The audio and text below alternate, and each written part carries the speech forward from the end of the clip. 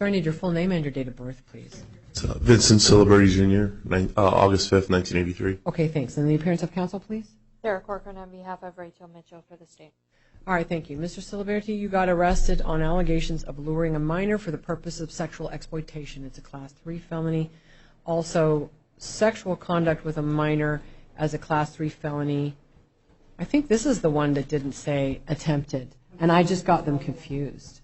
But in any event, it was booked as a Class 3 felony. Now, before I make a ruling on probable cause, I know the state wanted to be heard, so go ahead, ma'am.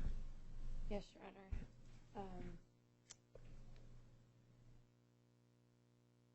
And I'll just say for the record that I did have prior discussions with the state about my concerns that the element of the offense alleged against you, there is an element which is that knowing or having reason to know that the child or purported child was under the age of 15. And the court was concerned that the probable cause statement in this case was entirely conclusory as to that element. All it did was announce that that element was met.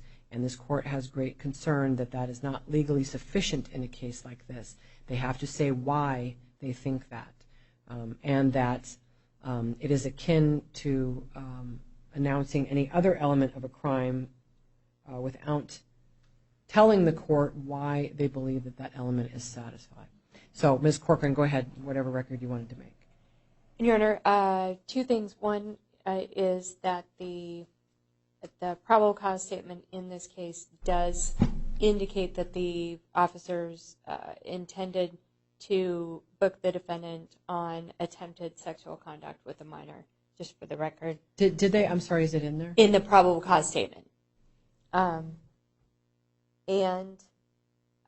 Yep, I need to read those more closely. Okay, thanks.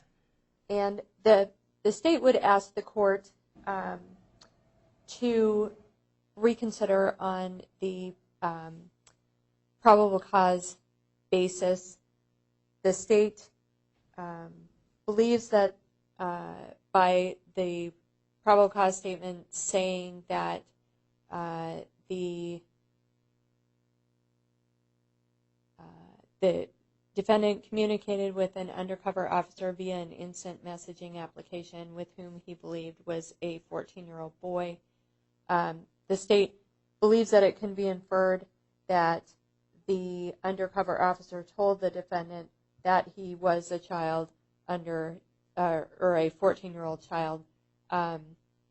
Unfortunately, the state was not able to get the police report in this matter to flesh out the facts further, but the state would ask the court to find probable cause in this matter. All right, thank you.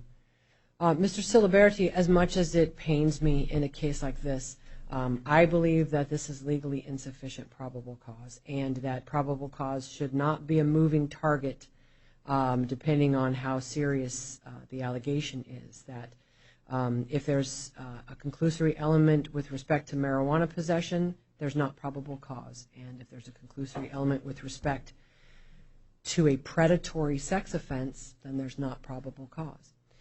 So here's what happens.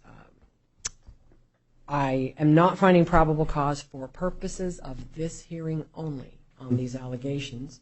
That means that you are entitled to be released from the jail. It does not mean that they are dismissed. Okay. I'm going to appoint a lawyer for you. Let me double check your financial statement.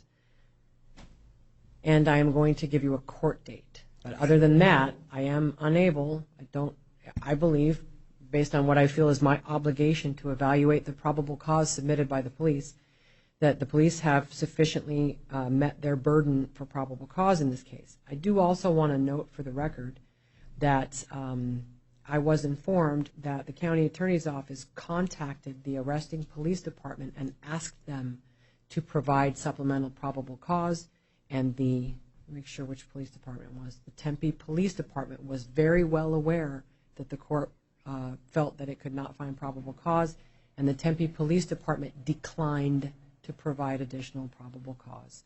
So your lawyer, I've appointed the public defender's office. You're going to have a status conference February 14th, 8:30 in the morning. That will be in the Mesa Superior Court. The address is on your paperwork. Your preliminary hearing will be February 21st at 8:30 in the morning. You don't have any further release conditions in this case because the court lacks the authority to order those when there is no probable cause found. So if you'll sign for the clerk, just know that if you are not in court on those court dates, there could be a warrant issued for your arrest. Thank you. Please sign for her. She'll give you your paperwork. Thank you. Thank you.